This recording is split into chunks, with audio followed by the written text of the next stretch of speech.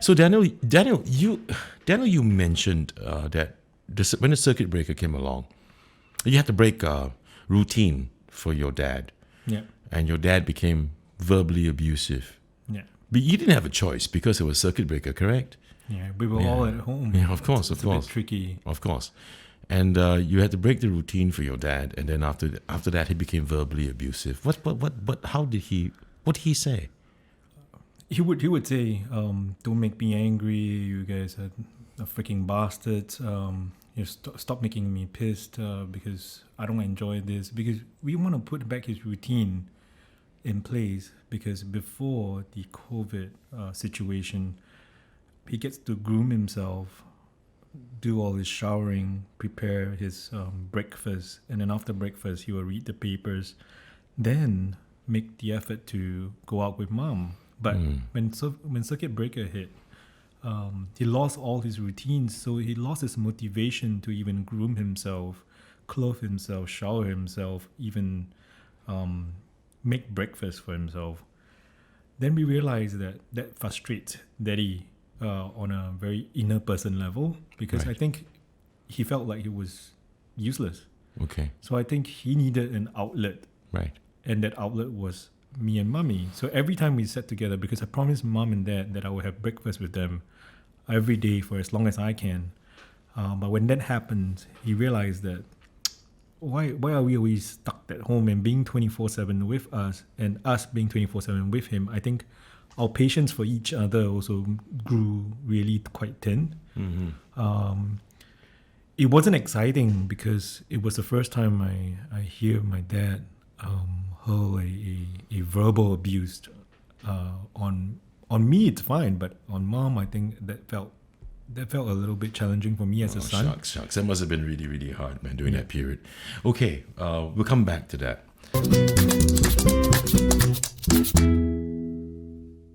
Hi, everyone, and welcome to this episode of Kopi with Chris. I'm Chris Henson, and today, you've heard me talking with my Kopi Kaki. His name is Daniel Lim. He's a caregiver who's going through some very, very real problems that this show felt needed some attention. Now, we've just been talking about the challenges he's been facing with his dad, who suffers from dementia during the circuit breaker period. Now, Daniel, before we go on having this chit-chat, I'm going to first of all thank our sponsors once again, the good people from Kaki. And Kaki has always been, how's the tea? Good, right? Awesome. My coffee is awesome as usual. They've been taking care of me and my Kopi Kakis throughout some of my episodes, and it's been fantastic. And you can see the sandwiches are great as well. Do indulge and do enjoy yourselves. Everyone ought to pay a visit to Kaki. They're located at Ang Mo Kio Hub, 53 Ang Mo Kio Avenue 3, Basement 1, Units 51, B and C. So thanks again, Kaki. And love your mugs as well. Cheers, mate. Now let's get back to what we were talking about. Yeah. So during the circuit breaker period, your dad, who was on a routine, and we'll talk more about routine and patients with dementia later on, and that has been a difficult period. Now, I've given the introduction. We've talked about your dad having dementia, and you are his caregiver. Yeah. So Daniel, for the benefit of our listeners and our audiences, can you tell everyone about you, more about you, and about your situation at home? Right. So I'm Daniel, and my caregiving journey started in 2009. So that makes it about 11 years into caregiving. I'm a only child caregiver, which means the responsibility lies with no one else except me and Mummy. But because Mummy has cancer as well. Oh, wow. So in 2009, both Mom and Dad were diagnosed with their respective conditions. So Daddy with dementia, Mummy with cancer. And at that time, my career just started. I was actually my second job. I was trying to make a career in education, but in arts education. And that made me realize that I can't give up full-time employment to take care of Mommy and Daddy full-time, because it's just not possible to be able to put food on the table. Being a full-time caregiver, if I would say. So that really is a mental stress, and that mental stress is not only just to be able to cope with the caregiving, but also the reality of making money, balancing job and work, and also to inform my employers that I've got a situation, I don't know who to go to, I got no information, I got absolutely no idea how to caregive, because peers my age were talking about careers, buying a car, buying a house, getting married. Right? Yeah, I can imagine, yes. So at 29, I was lost. I mean, I thought I thought of just ending it all. If your listeners know what we're saying, it's that sometimes it might sound like it's an easy way out, but the proof of the pudding is I'm here 11 years later, embracing my caregiving, embracing the fact that I'm fully and gainfully employed. I set up my own social enterprise. I'm able to now take care of mommy and daddy as well. So to the caregivers who just started on this journey, said, hey, it's a living example of not giving up and really having that resilience and that grit to push it through, because if we only have one chance or twice in our lives to caregive for our loved ones. In my case, because both mommy and daddy are still around after 11 years. So there must be something that I did right in this caregiving experience with both of them. Are you the only child? I am the only child. So there's no one else to look upon. And a lot of the stigmatization that we get from even families, I would say, families watching, I mean, no one came forward and said, do you guys need help? Do you understand the situation? I felt that we were abandoned and on every level, because some of the social systems we could not access because we're living in a 5-room flat. Okay, we'll come to all that later on. Yeah. I just like to bring you back. You're the only child. It resonates with me. It resonates with me because we have also just one kid. Yeah. And my goodness, the moment you mentioned that, as I said, it resonated with me. And I really hope to God that we will not be that kind of, burden, if I to use the term loosely, on our own son. Wow. So I got the goosebumps. Yeah. I'm getting I've got the goosebumps too, right at the back of my neck, the hair is standing, whatever's left of it. But I'd like to bring you back a little bit. Yeah. Being the only child, and did you have a wonderful childhood with your parents? Dad was busy caregiving for my grandmother. Wow. So mom was a former nurse. So mom had to make sure that she brings food to the table. And because daddy was caregiving for Grams, who was ill, it was just, it was what a cycle. Family of... And I role model my caregiving for dad, because we kept Grams at home. We didn't send her to institutional care until... She had dementia as well. She didn't have dementia. It was just frailty. It was hard situations. But caregiving back in 80s wasn't easy. And then, of course, daddy embraced that. And so I see how my dad caregave for my grandmother. I felt that I couldn't put my dad in an institution for as long as I can take that on. So the role modeling of caregivers is a very important thing, because it's very simple to take the easy way out and say, I'll put you in a home. I'll see you for about a week in the first week. I see you once a month in the second month. I see you once every holiday in the following month. And then, of course, maybe I see you once a year at your birthday. And after 4 or 5 years, you tend to, maybe if we have time, then we go see that. Right. Yep. You drift away. Yeah, so if you put him, I believe, that's my opinion, if you put him in a home, you put him there on a wheelchair going in, he comes out in a box. And that's something you don't want to have happen. And that's not what I want to do. But don't you realize that, your dad is being ably and appropriately rewarded by his son, because he did the same for his mother. it's a circle of life, right? I'm just giving you my perspective, you Yeah. know. Yeah, it's a circle of life. And I think it's a beautiful circle because you're going through difficulties, but I congratulate you for doing this for your father, as much as I would congratulate your father for what he has done for his mom. And I think things will turn out fine for you, if I might, at this point this early point of the show, for me to just say this to you first. But again, your memories of your childhood and your relationship with your folks, was it a loving relationship? It was loving, but it wasn't close. Sure. Yeah, because Grams took care of. Yeah, Yeah. so it's really a nucleus caregiving experience where dad cares for Grams cares for me, mom cares for all of us. So it was a small family unit, Yeah.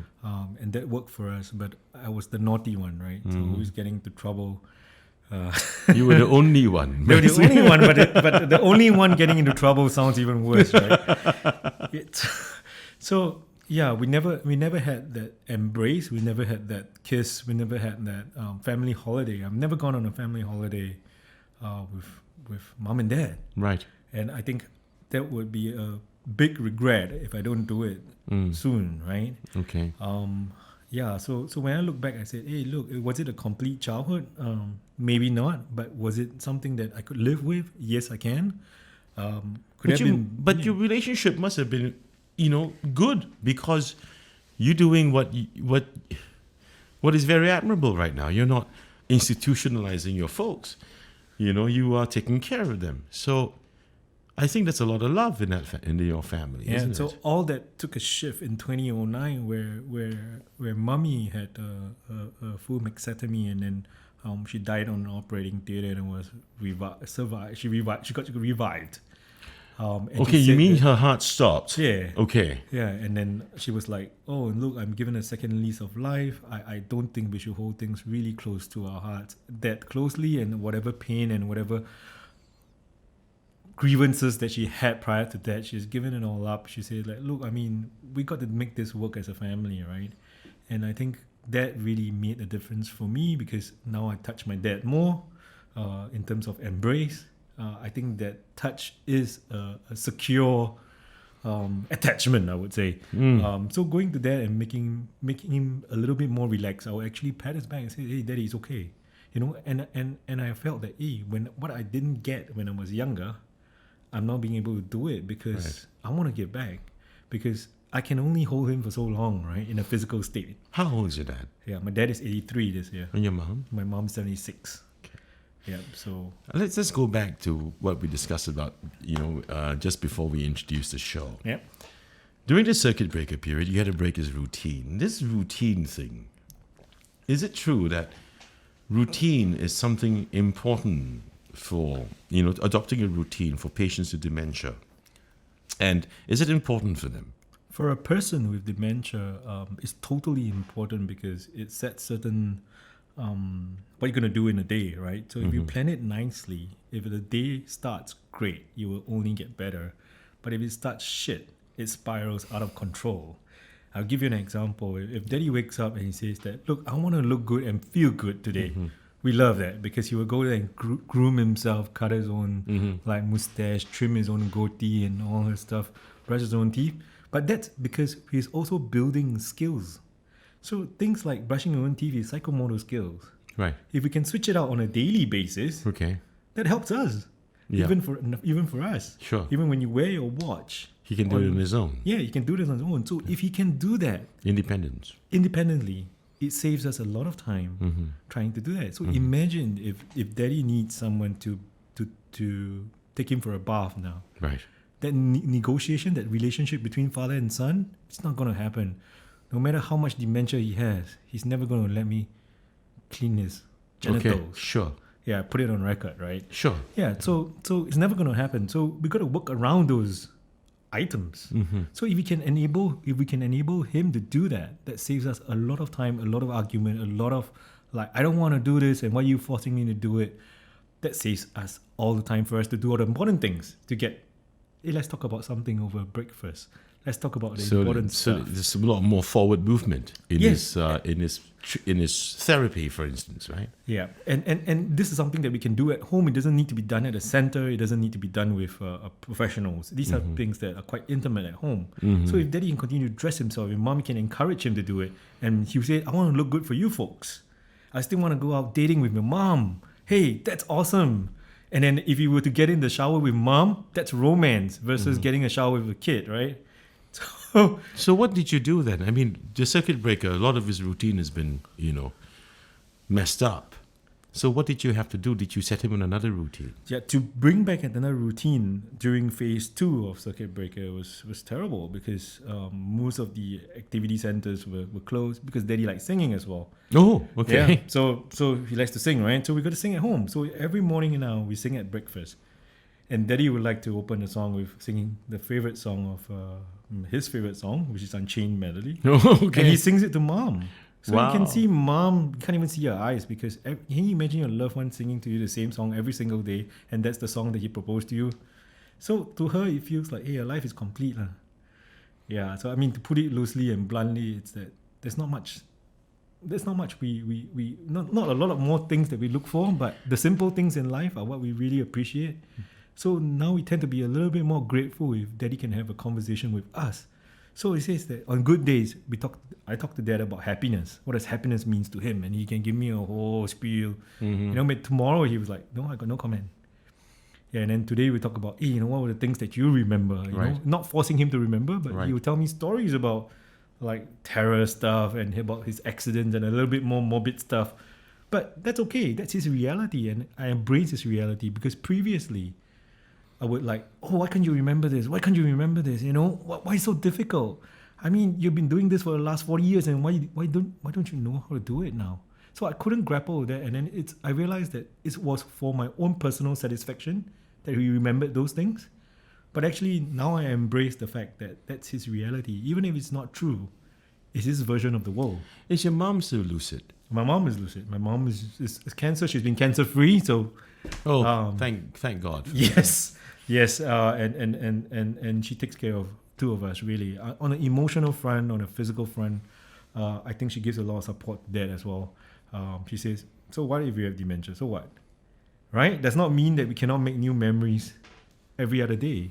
It's just that we don't remember the things that has happened 2 hours ago. Your mom sounds so strong. Yeah, but on the flip side, Yeah. when daddy cries wolf, right, and he needs help with something, she was like, hey, don't pretend, Yeah, because she was a nurse, right? So she was like, hey, don't keke, So she was like, oh, shit, Then he has to do it, right? So that works for us. I mean, that comedy in the family or that So that she humor. helps you. She helps you to take care of him. Yes, and I promised Dad to have breakfast with him. Mom promised him to have lunch with him every single day until death do us part, right? But that's the beauty of how we value our lives. But today. Daniel, I listening to this, your mom is a wonderful woman. Thank you, Shu. I hope she'll be watching this. Like What's your mom's name? Alice Tan. Alice, you're a wonderful mother and a wonderful wife. And that's what I'd like to say to you. And I really believe that. I mean, hearing all this, amazing. Yeah. I mean, throughout her own, her own challenges, such difficult challenges, and all through her life, it's just about her family.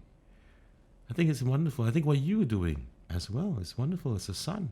And I think that's a lot of role modeling from them because family values, family culture, upbringing, I think everything plays a part to being the holistic well-being of a person. I I'm think sure. That's just I'm sure. the way we work. I mean, but challenges are real, right? It's not all happy and nice at home. So yeah, that's only one side of it, right? So the real challenges really is when we get into arguments, when we get into difficult situations, negotiating, going to the hospital. I think that's terror that we haven't seen before as well. Okay. Yeah. So recently, I mean, as you mentioned, the verbal abuse and even perhaps to the extent of I would say a little bit of physical abuse. Was there? That's a difficult conversation to navigate, actually.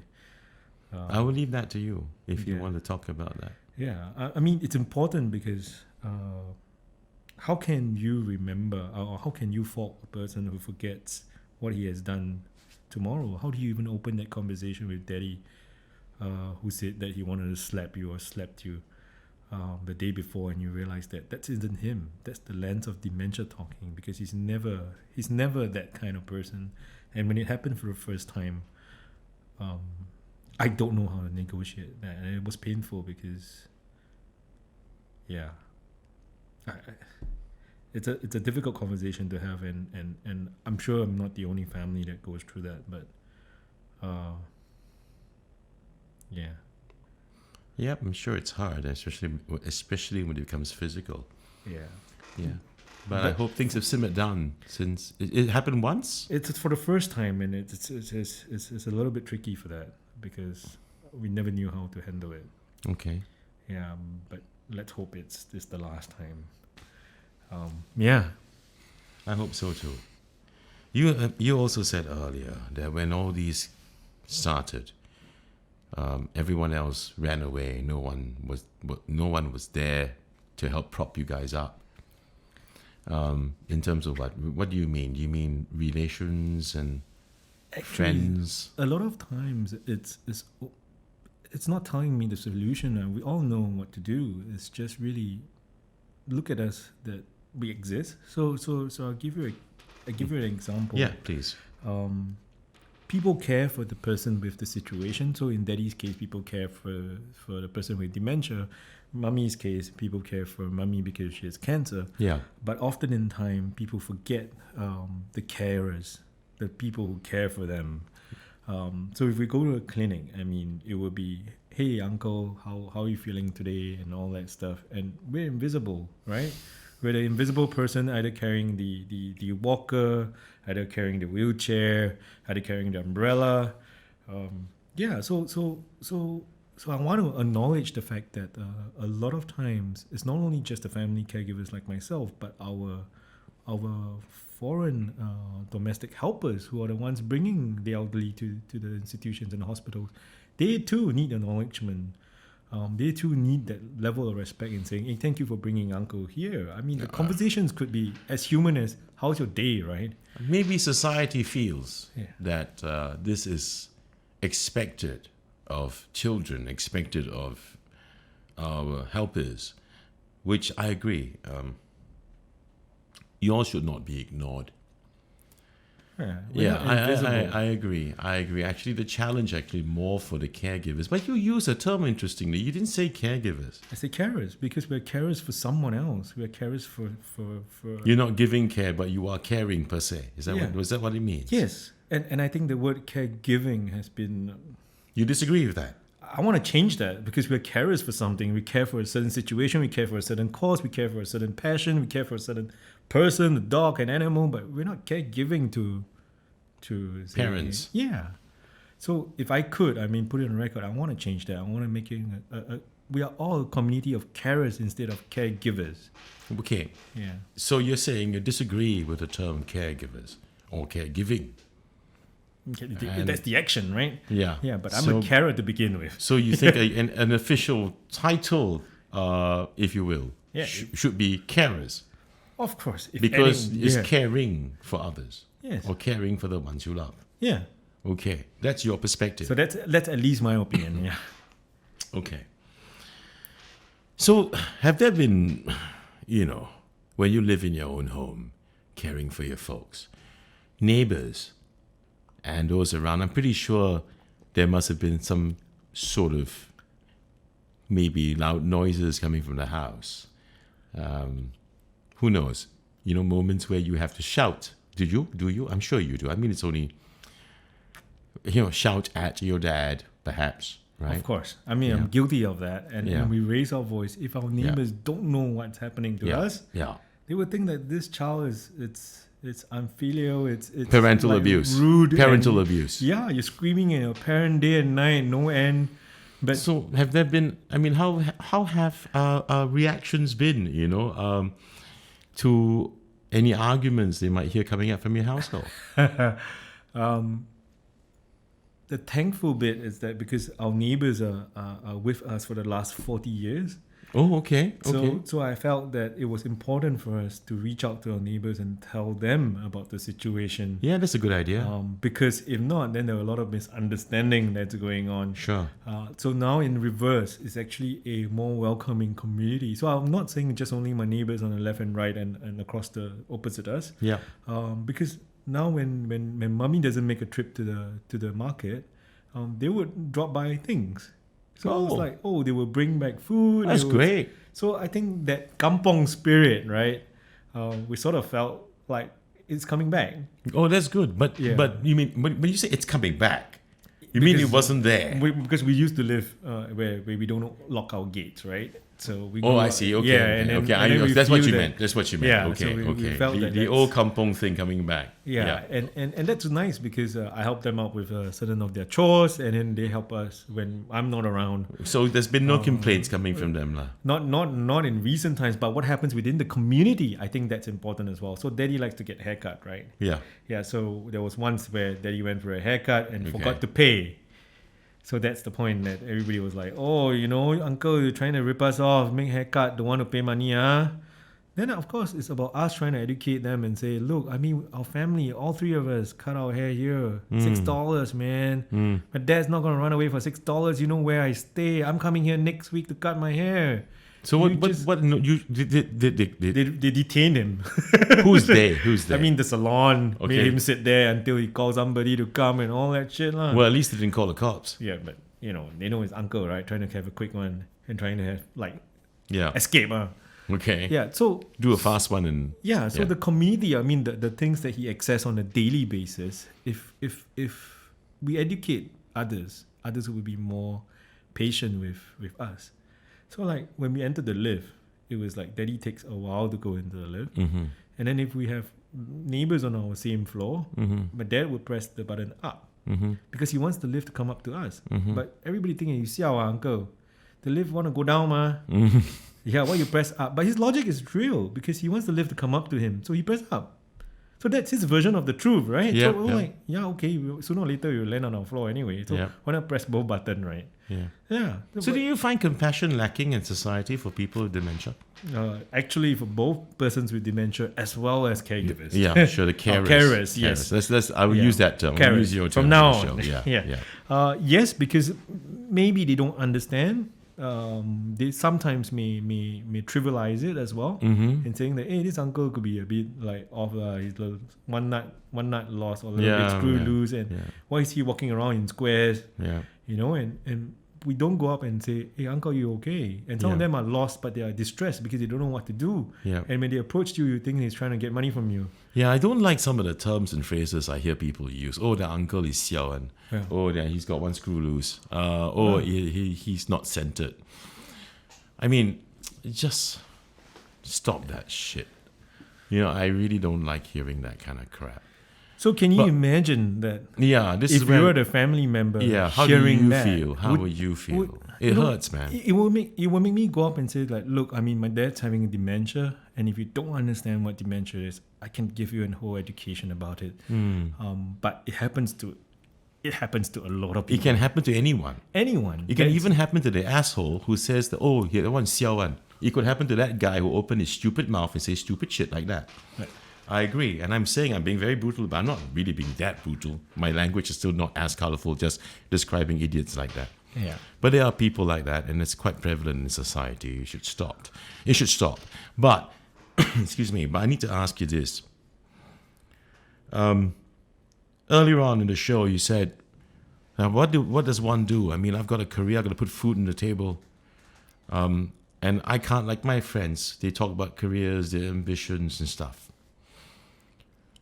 How much has this stymied you from moving forward for yourself? It's important when I go for interviews, I bring it up as a topic for conversation. Sure. Because I think whoever that wants to employ you needs to know what's happening. And I don't think employers understand enough about their employees in organizations to even say, are you caring for somebody? How many get that, to be honest? Yeah. And also colleagues who are working alongside. I would want to let them know the situation I'm in, because sometimes when I need to go, I need to go.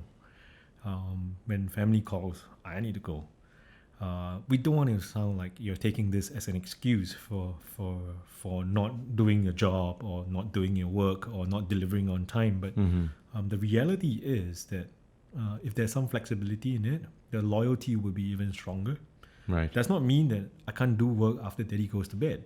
Right. It just means that when daddy is awake, it's a little bit more difficult for me to complete it on a certain date and time. Sure. Yeah. So do you feel that a lot of employers out there, if let's say they hear of your situation, even if you volunteer it, we know a lot of HRs don't ask that kind of question.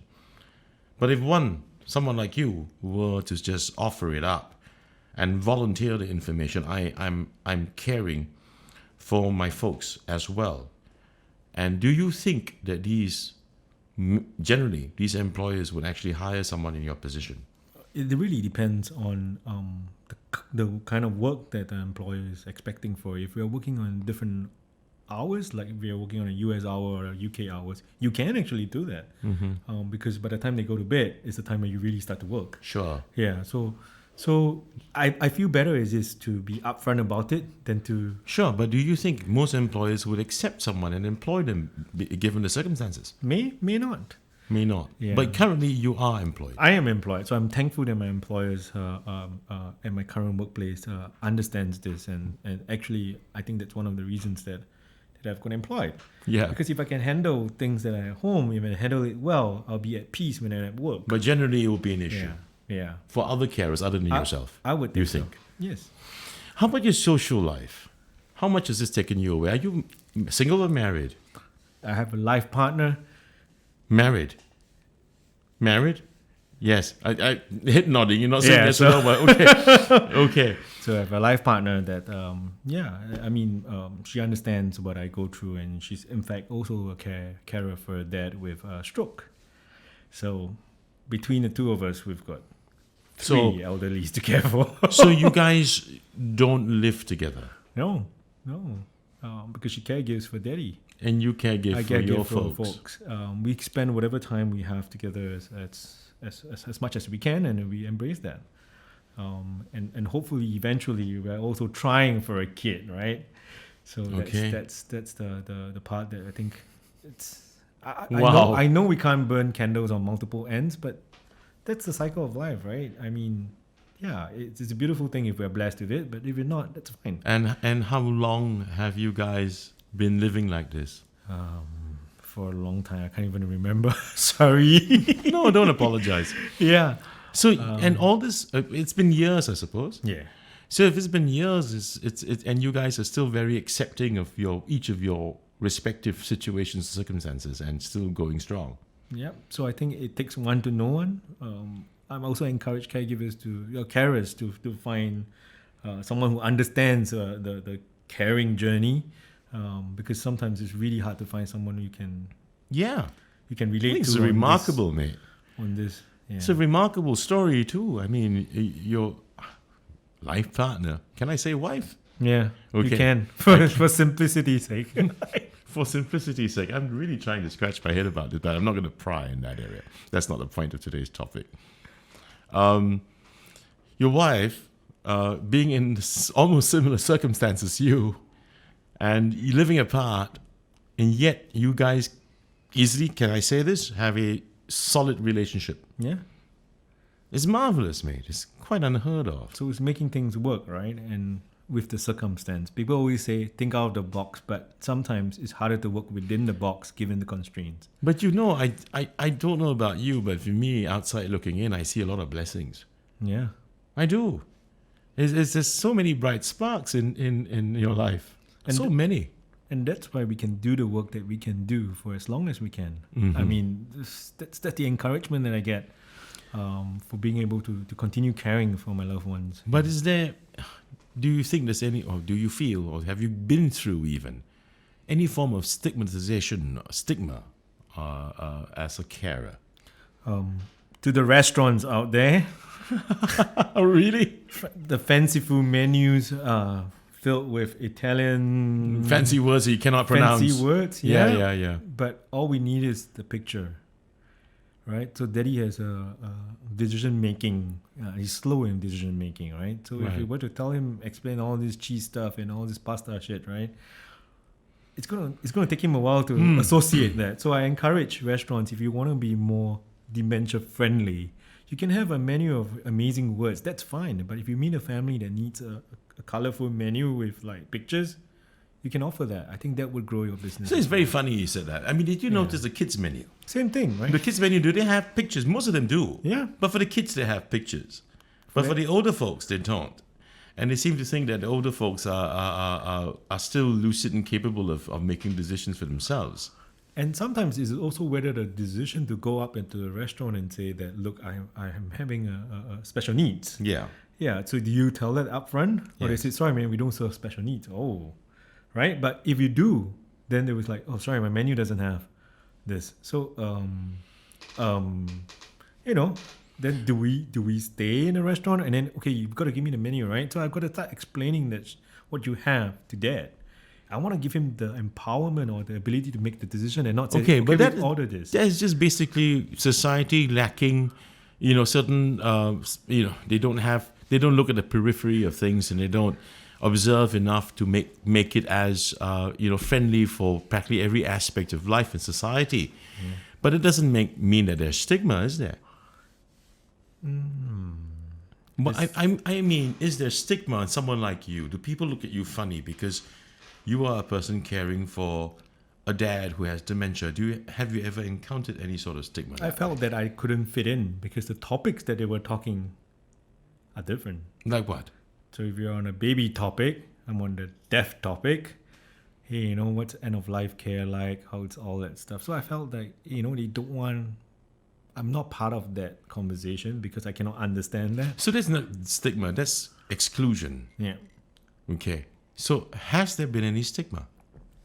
For me, maybe personally, if those things that you discount, I wouldn't say it's just stigma and saying that you're xiao or whatever. But other than dirty looks that we get along the way, yeah, that's it. So no one stigmatizes you basically as a carer, right? Yeah. There's no stigma. It's just a lot of ignorance, a lot of not looking out for the carer, because the carer goes through a lot of challenges, a lot of pressure, a lot of difficulties. But no one stigmatizes you or talks dirty about you or say that, oh, this guy's a carer. Behind my back, I wouldn't know lah. Sure, that's fair. But in front of you, of you. Yeah, so I don't get that because before they can do that to me, I protect myself and say, hey, you know what? I'm caring for someone with. Yeah, so that's that's the defense. Okay. Yeah.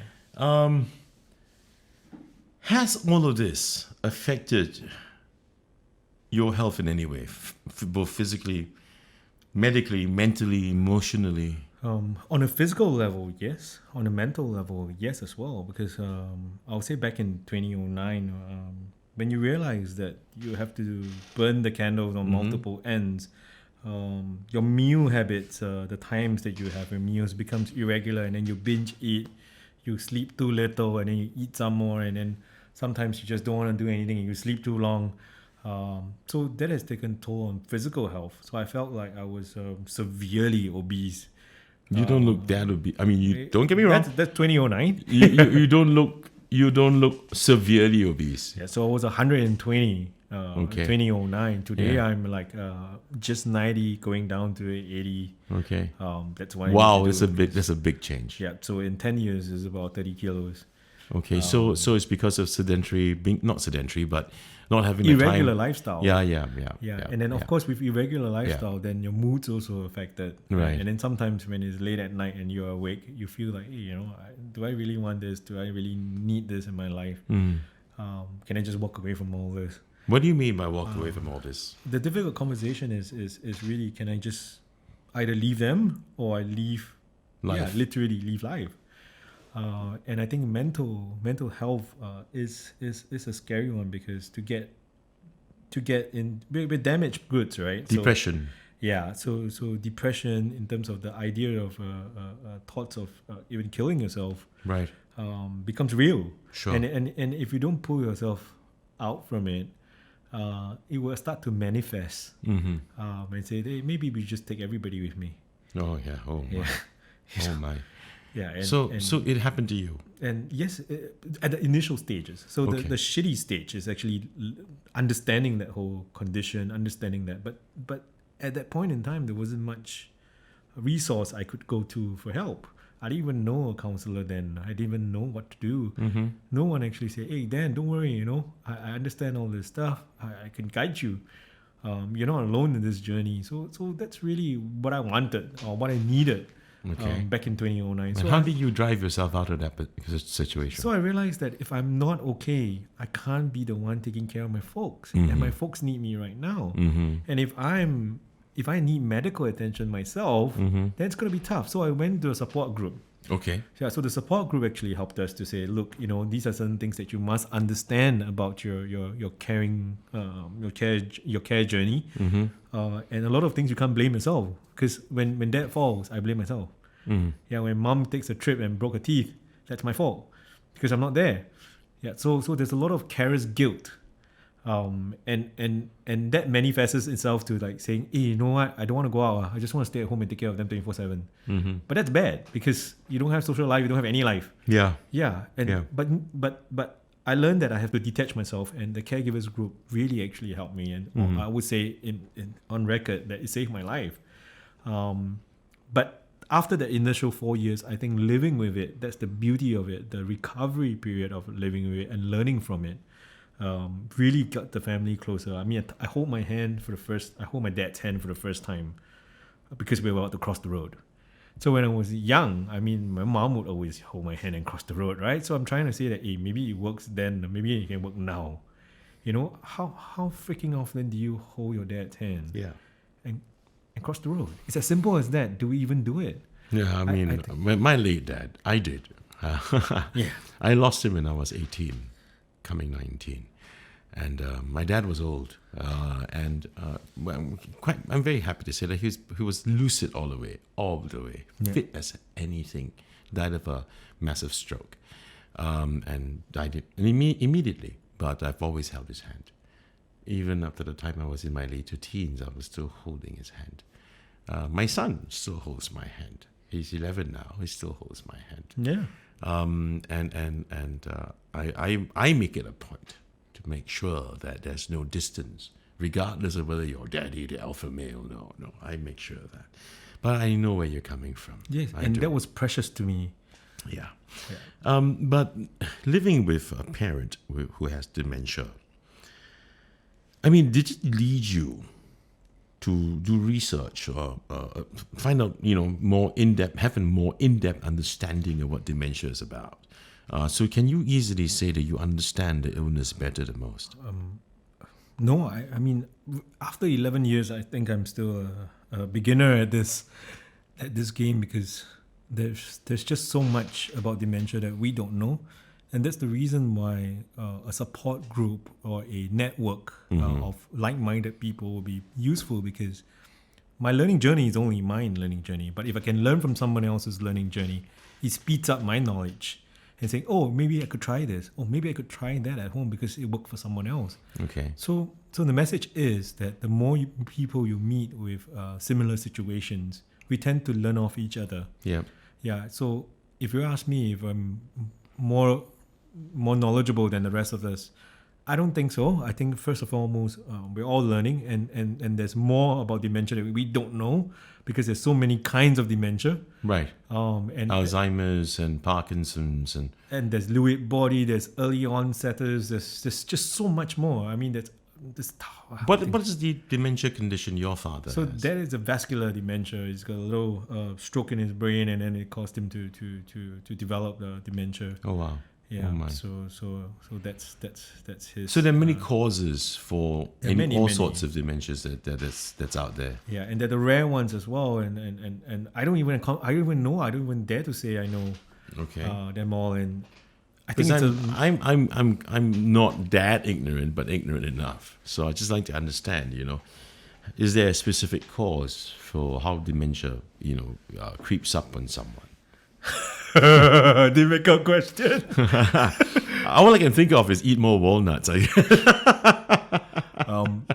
When it's at the intervention stage. Okay. it's What's an intervention stage? when you get formally diagnosed with dementia. Okay. And that's maintenance, right? Okay. But I think we should look beyond intervention, but towards preventive. Prevention. This is the reason why I'm asking. So, is there a specific cause, for dementia occurring in people? Because look, man, I'm 50. It's time for me to start worrying about shit like this. Really, man, I am very worried about this, getting dementia. And still have many more years to live, but you're actually kind of not. Yeah. Because your quality of life has gone completely out the window. So I'd like to, I for one would really want to discover more about what really causes this. Is it genetic? Is it passed down, or is it caused by diet? Is it caused by things you're not doing or ought to have done to prevent this? I think it's a collection of things.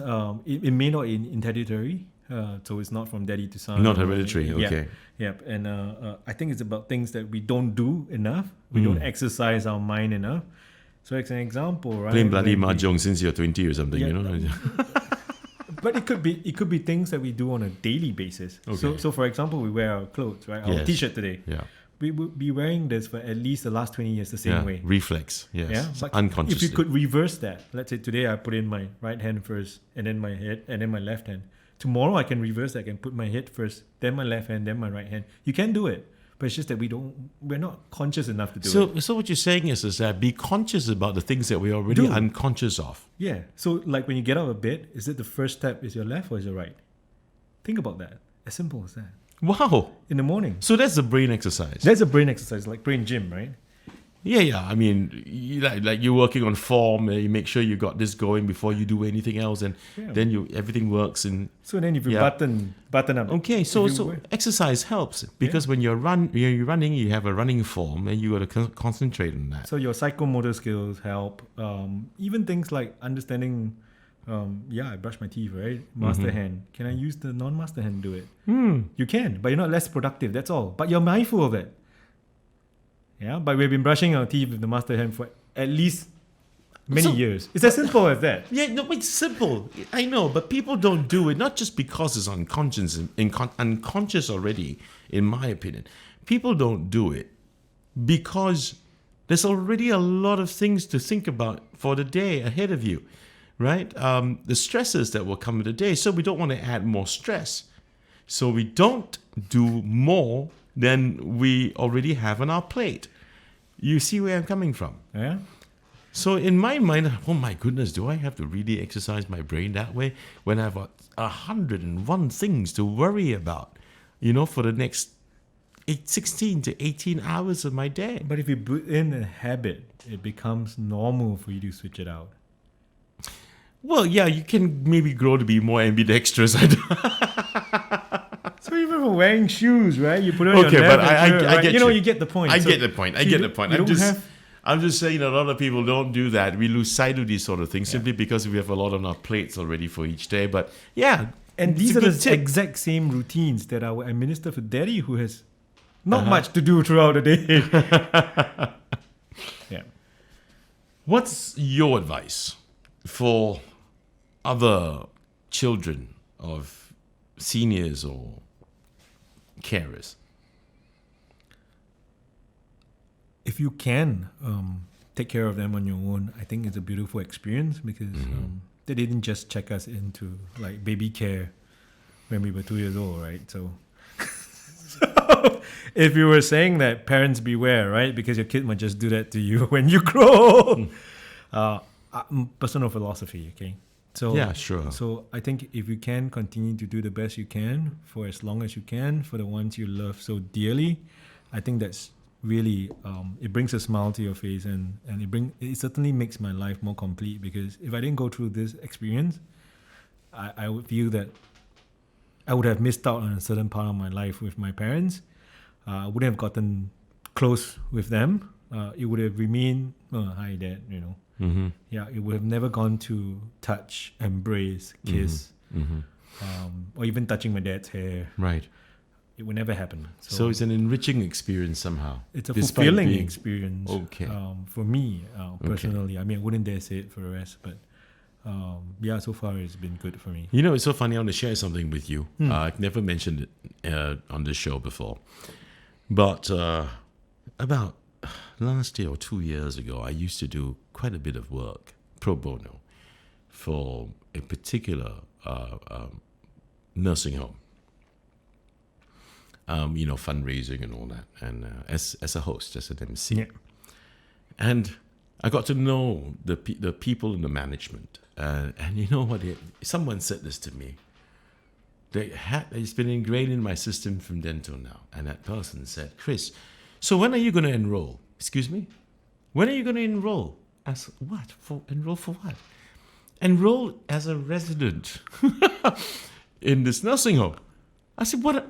For who? For me? Yeah. So what on earth are you talking about? And he said, Chris, don't you think that one day you will have to end up in a home like ours? And of course, some examples are provided, just some justification were given. Aging population, not burden your kids, right? It's really not such a bad idea to be in your little nursing home. You are going to not be able to function as well as you should, or could, as well as you could, especially if you were to live longer. So why is it a bad idea for you to book a spot? Oh, that stayed with me. Yeah. Why does it stay with me? It stayed with me because I thought about this, that I only have one child. And I might not want to be a burden to that child. So that's the perspective from a parent. I also know of other parents who've said, if I lose it, put me in a home. Don't worry about me. But today, I love your perspective. It's enriching. It's fulfillment of really doing what a child, a son or daughter ought to do. To me, it's values-based. But from a parent's perspective, we all don't want to be burdens to our children as well. Yeah, I'm just adding my perspective here. Yeah. I'm not dissing yours. Don't get me the wrong way. I hope the viewers and listeners don't get me the wrong way either. It's perspectives. But what you are doing, as I said, kudos, my friend. You're the living example of values that many who exercise those values, like yourself, go unaided, unheard, and you're the unsung heroes. That's my take. So, you've been coping with this. You've been through the first initial years. You found a help group that helped you along. And then there's this thing called the Enabling Festival. Yeah. Research. So, you also started that. What's that all about? Can you tell everyone? So what happens was, I think in 2018, me and the co-founder, Danny Raventan, Danny went on a show to talk about facing dementia. He talked about killing himself, killing mom. He reached out to about 4 million across the world. Wow. He receives messages from as far as Tibet, as far as North Pole, getting said like, look, I mean the spirit of information and talking about this make them feel that they're not alone in this. Right. They have someone else at the other end of the world in Singapore who faces the same issues. Other than Singapore. Yeah, other than Singapore. So it made us realize that because Danny also takes care of a mother with dementia. Okay. And he used to be my colleague when we were working. So when I had the opportunity to, or rather, when I had the situation of going through dementia, 5 years later, his mom got dementia, and then we came together again in 2018, and saying that I've walked this journey for a while. I want to share with those who are starting on this journey. Okay. To give them information, to give them support, but through a non-medical perspective, we think that through arts and technology, that helps to delay the onset of dementia, that helps to so-called maintain. So in my experience, like I shared earlier, Daddy likes to sing. So singing helps him to evoke emotions. Singing helps him to remember the lyrics that he cannot even remember sentences, right? But he can sing like, phew, and it makes him happy, right? So he said, singing makes me happy. I was like, oh shit, you know what happiness feels like. And that's enough for me. So Danny is a painter. So when he does his painting, his mom can critique him. So that's amazing, right? That's having a conversation. That's a conversation starter with a loved one who is always quiet and in sedentary positions. Right. But now you can talk about colors and what colors mean and all this kind of stuff. So we realized that, hey, actually, from our own experiences, it works. So let's now do it for the rest. So we went along to lobby for our fine researchers who are talking about this topic of art and dementia. And we found Professor Kwa Yi Hok, who used to be the CEO of IMH. Okay. Yeah, and then he says, Dan, you're on the right track because we're doing research on that. Yeah, and then that's how the whole festival started, because we needed an anchor from a medical perspective. We don't want to be two idiots going out and saying that, hey, art can help with dementia, but there's no scientific or there's no medical grounds to it. Right. And so we found the medical ground, and we says like, hey, he's talking about all that stuff. He's the authority on dementia and art. We're on the right track. And then we realized that more and more, the more people we talk to, the more like-minded organizations we speak with, we came together and we started a festival. Oh, there was a physical festival for this. In 2018. Where was it? Where was it held? It was at the National Design Center. Okay. Yeah, and then we had a 7-year plan. So 2020 is right smack in the middle, which is the third year. So the first 2 years was held at the National Design Center. We were great that they sponsored the venue and all that. And now with bloody COVID. With COVID, we realized that we needed to make it online. But not because, not only entirely because of COVID, because we always had the idea of a digital transformation to putting things online, because online it lives forever, right? Yes. Yeah, and we realized that it's beyond just the shores of Singapore. Right. And that's why the Enabling Festival is actually organized by Enable Asia, which is the organization that we started. Enable Asia. Yeah, so we think it's Asia is having a growing population. It's not just Singapore. And we realized that, look, we'll continue to age and we'll continue to be the highest. By 2050, we have more than 50% of the world's population having Alzheimer's and dementia here in Asia. Really? As compared to the Western countries. Really? Yes. 50%? More than 50%. More than 50%? Yeah, so in 2050, projected 135 million, 137 million. We're going to be getting 60 over 70 million people. Sounds like me. In 2050? Oh, no. Okay. No. I think maybe unless I live that long. Okay. Yeah. Sure. So 30 years time, right? So we're going to that aging population by then. But I should still be alive. But the point is that it's an alarming problem. And we wanted to provide information beyond our shores. And we said, in 2020, we got to make this online. And we gathered, we wanted to talk through films, theater, dance. Kopi with Chris. Kopi with Chris. And of course thank you for that. Thank you, Kaki. Yeah. And I think music as well. So we curated music that we embedded with neurosound waves. Okay. So neurosound waves that help to heal. So we're trying to put together an album in 7 years. It's like alpha waves, is it? They call it like neuro Stephen sound. Halpin and all that. And then when you play it, it could help excite you. Yeah. So if you needed to sleep, then you can... Alpha waves, delta waves from music like Stephen Halpin and all, Inner Journey, stuff like that. So some of our technology partners came up with that technology, and it says that then you guys use it, and then we go create songs and we write...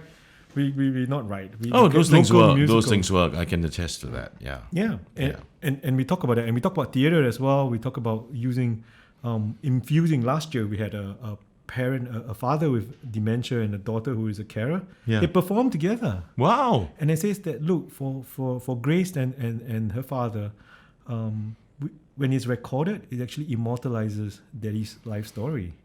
And they were telling their stories on stage. Okay. So that powerful impact for me was, hey, we managed to keep that alive for the rest of the world to see it. So is it well received?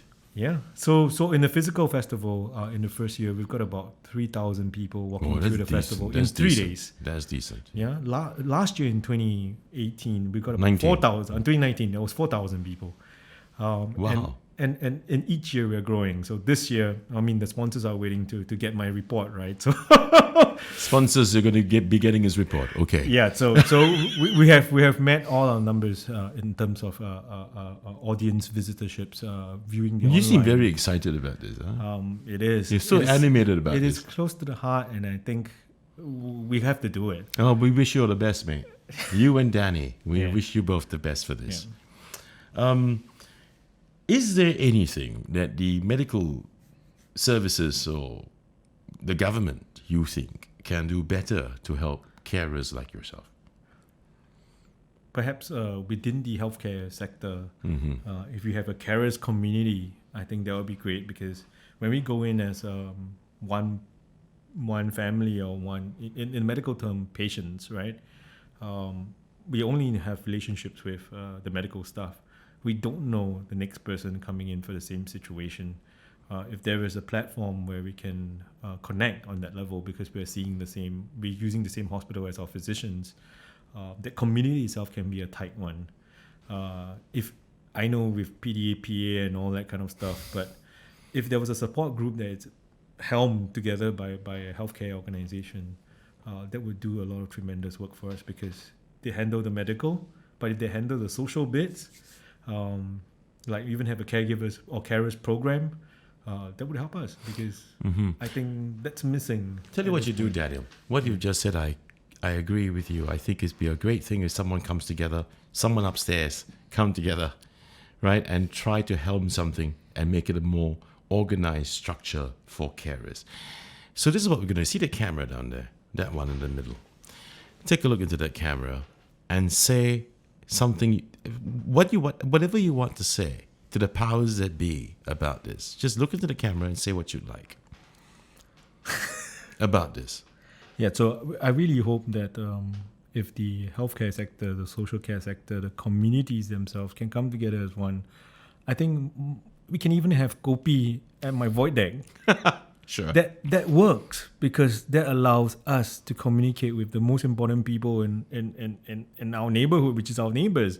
And before the ambulance can arrive at my house, I think the neighbors will be there to help save mom and dad faster and quicker than the ambulance can arrive. So really, if you are making a policy, if you are making a decision, do consider carers like ourselves. And of course, you already have in mind aging population and so on. But we are people too, and we sometimes need help. That's really the basis of what I want to push across. Well, Daniel, I'd like to thank you for spending time with me, having Kopi with me today, and for being very candid, very open about your sharing. It's a lot of intimate details that you shared, and we very much appreciate it. And thank you, and we wish you the best. Thank you. Really. Thank you And for having me on my the show. best to your mom and your dad. So you've been watching this episode of Kopi with Chris. It's all about family, and it's all about love for the people that cared for us. But don't forget, the people who care need to be loved and cared for too. So until next time, as I always said, stay safe, stay sane. Bye-bye, everyone.